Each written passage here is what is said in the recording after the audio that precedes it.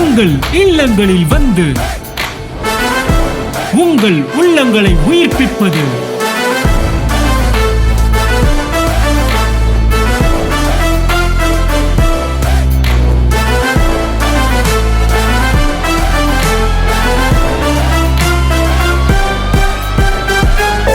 உங்கள் channel DJ. எல்லாருக்கும் வணக்கம்.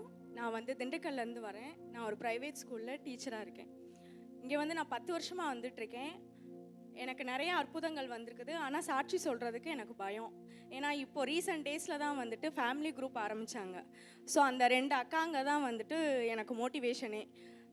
Thanks for creating that family group. ஏன்னா எனக்கு கைடன்ஸே இல்லை. வருவேன், நல்லா அட்டன் பண்ணுவேன், எனக்கு ஃபேமிலியில் ரியாக்ட் ஆகும், என்னோடய லைஃப்பில் ரியாக்ட் ஆகும். I will enjoy, then I will move as it is. அந்த மாதிரி தான் இருந்துகிட்டு இருந்தேன்.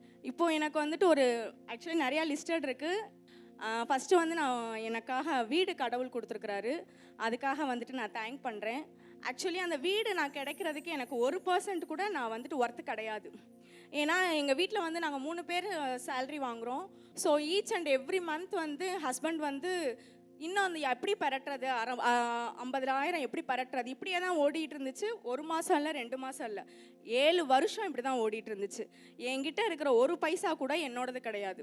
ஆனால் நான் ஸ்கூலில் கிரேட் நேம் வாங்கி இன்சென்டிவ் இன்க்ரிமெண்ட் எல்லாமே வாங்கியும் 1% கூட நான் அனுபவிக்க முடியாது. அதே தான் என் ஹஸ்பண்டும். திண்டுக்கல் போயிட்டு இந்த 7 வருஷத்தில் அவருக்கு 4 promotion, government staff, 4 promotion, high salary, high posting. But அவருக்கு இருக்கிற போஸ்டிங்க்கும் அவர் வாழ்கிற லைஃப்க்கும் சம்மந்தமே இருக்காது. Only we are trusting God. ஆனால் எக்ஸ்ப்ரெஸ் பண்ண முடியாது. ஏன்னா எதுவுமே எங்கள் லைஃப்பில் மேனிஃபெஸ்ட் ஆகலை. அதுதான் உண்மை. அதனால் நம்ம காசு இல்லாதவங்க யார் சொன்னாலும் காது கொடுத்து யாரும் கேட்க மாட்டாங்க, ரைட்? ஸோ ஏதாச்சும் ஒன்று லைஃப்பில் மேனிஃபெஸ்ட் ஆனால் தான் கேட்பாங்க. அப்படின்றனால தான் மேனிஃபெஸ்ட் ஆகிற வரைக்கும் வெயிட் பண்ணிவிட்டு ஐ கம் பேக் ஹியர். என்னன்னா வாடகை கொடுக்க முடியல. வாடகை ஹவுஸ் ஓனர் என்கிட்ட கேட்க மாட்டாரு, என் பிள்ளைங்கக்கிட்ட கேட்க ஆரம்பிச்சிட்டாரு. எனக்கு அது ப்ரெஸ்டீஜ் இஷ்யூவாக இருந்துச்சு. என் பிள்ளைகளை நான் அப்படி வளர்க்கலை. அவங்க அந்த மாதிரி சிச்சுவேஷன் ஃபேஸ் பண்ணணும்னு நான் விரும்பலை. ஆனால் கேட்க ஆரம்பித்தோன்னே எனக்கு ஒரு மாதிரி இருந்துச்சு. நான் சொல்லிட்டேன், இண்டிவிஜுவல் ஹவுஸாக கூட 2,000 ரூபா கொடுத்துட்டு போகிறோம், இண்டிவிஜுவல் ஹவுஸாக வாடகைக்கு பார்ப்போம்னு. அதை பார்க்க போனப்போ தான் கடவுள் ஒரு கன்ஸ்ட்ரக்ட் பண்ணிக்கிட்டு இருந்த வீடை காமிச்சாரு. நாங்கள் சொல்லிட்டோம், சார் நாங்கள் ஒர்த்து கிடையாது, சிபில் ஸ்கோர் எல்லாமே எங்களுக்கு சரியாக இருக்காது. ஓகேனா நீங்கள் கொடுங்க, ப்ரொசீட் பண்ணுங்கள். இல்லை அப்படின்னா ஓகே சார் அப்படின்ட்டோம். நாங்கள் 20 நாள் ஆயிடுச்சு, 30 நாள் ஆயிடுச்சு. இவர் சும்மா இவரோட டீட்டெயில்ஸ்லாம் கொடுத்தாரு. கடைசி பார்த்தா எலிஜிபிள் ஆகிட்டோம். எல்லாமே ஸ்ட்ரகிள்ஸ். ஆனால் எனக்கு தெரிஞ்சிச்சு, வீடை பார்த்துட்டு வர்றோம். அந்த தம்பிக்கும் அண்ணனுக்கும் நான் ரொம்ப தேங்க்ஸ் பண்ணணும்.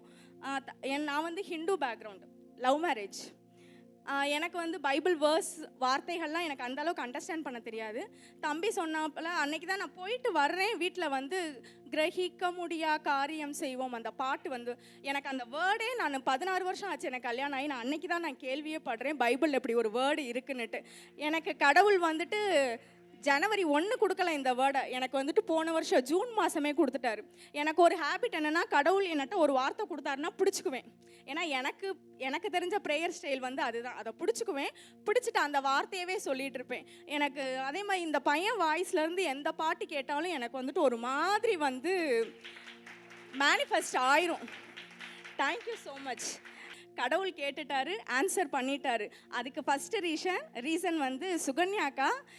அவங்க தான் சொன்னாங்க, வா நீ சர்ச்சுக்கு வா அப்படின்னாங்க. அப்போ நான் கேட்கல. அடுத்து கீதாஞ்சலி அக்கா சொன்னாங்க, ஏன் செஞ்சாதான் கம்ப்ளீட் பண்ணாதான் வருவேன்னு சொல்கிறேன், நீ முதல்ல வா கம்ப்ளீட் பண்ணுவார் அப்படின்னாங்க. மார்ச் 30 என் பிள்ளைகளுக்கு பர்த்டே. சும்மா ஹோப் இல்லாமல் தான் ப்ரேயர் பண்ணேன். ஏன்னா அப்போ வீட்டுக்கு போகல, புது வீட்டுக்கு ஹோப் இல்லாமல் ப்ரேயர் பண்ணேன். அதுக்கப்புறம் பார்த்தா ஏப்ரல் 30 பால் காய்ச்சிட்டேன் நான், கரெக்டாக அதே டேட். ஆனால் எனக்கு என் ப்ரேயருக்கு என்னோட விஷயத்துக்கு மற்றவங்க ப்ரேயர் பண்ணுறதை நான் பெருசாகவே நினைக்கவே மாட்டேன். ஆனால் கடவுள் தப்புப்பா, உனக்காகவும் 4 பேர் இருக்கிறாங்க, அந்த ப்ரேயருக்கும் வேல்யூ இருக்குது அப்படின்றத கடவுள் ஈச் அண்ட் எவ்ரி திங். ஃபினான்ஷியலாக மட்டும் என்னை கரெக்ட் பண்ணல, கேரக்டர் வைஸாக ரொம்ப சேஞ்ச் பண்ணார். இப்போ நான் எங்கள் வீட்டில் யாரும் சொல்ல மாட்டாங்க நீ தமிழ் ஹிந்து பேக்ரவுண்ட்லேருந்து வந்தேன்னுட்டு. நான் தான் எங்கள் வீட்டில் மற்றவங்களுக்குலாம் சொல்லிக்கிட்டு இருக்கேன் இப்படின்னுட்டு.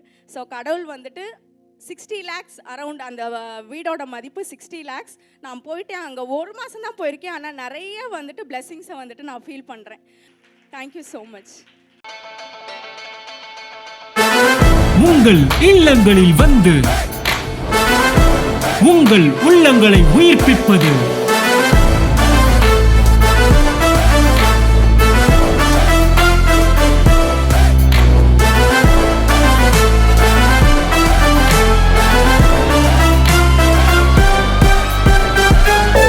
உங்கள் சேனல் டிஜே.